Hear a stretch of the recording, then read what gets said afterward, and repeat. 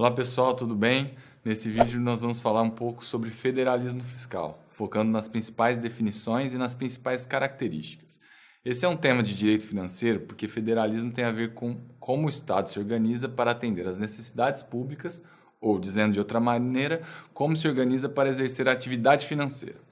E se os estados podem se organizar de diversas formas, pode se organizar como um estado unitário, com todas as atividades exercidas por um governo central, e de outro lado ele pode se organizar exercendo suas competências por diversos entes autônomos, com descentralização política, legislativa, financeira e administrativa.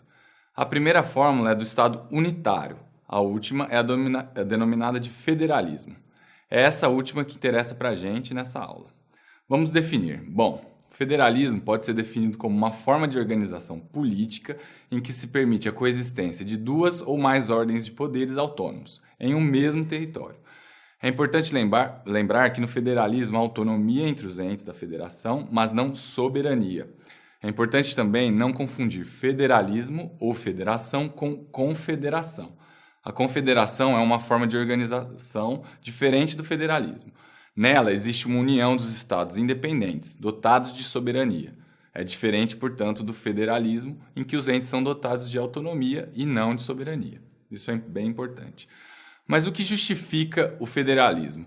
Por que se escolhe essa forma de organização?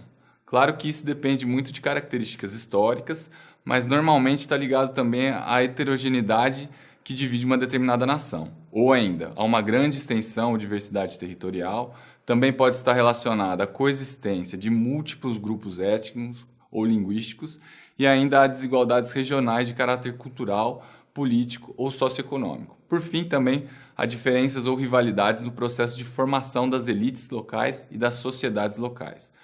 É claro que pode estar relacionada a mais de um desses aspectos, mas esses são os principais aspectos que definem e que formam um federalismo. Além da definição e dos aspectos que justificam o federalismo, precisamos falar também das características do federalismo. Vimos que a autonomia dos entes é a principal, mas não é a única.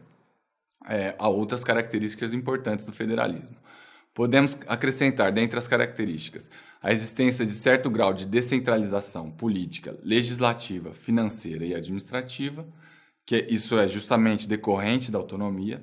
Ou seja, uma vez dotados de autonomia, cada ente terá atividade política, administrativa e legislativa própria.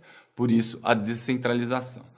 E temos ainda como característica a presença dos entes subnacionais e a possibilidade de participação dos entes federados nas decisões nacionais.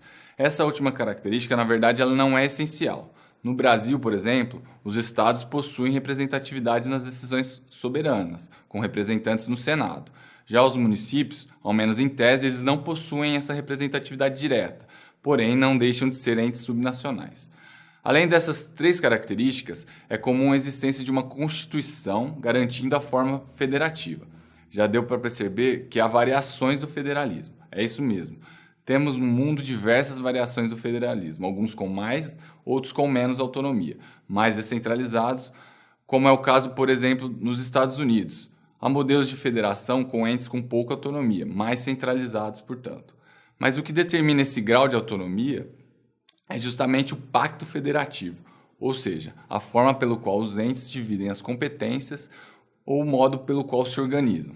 Mas é claro que o pacto federativo não surge do nada, claro que não.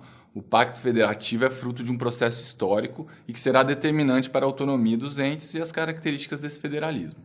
Mas isso é um assunto para outra aula, tá certo? Um abraço e até a próxima.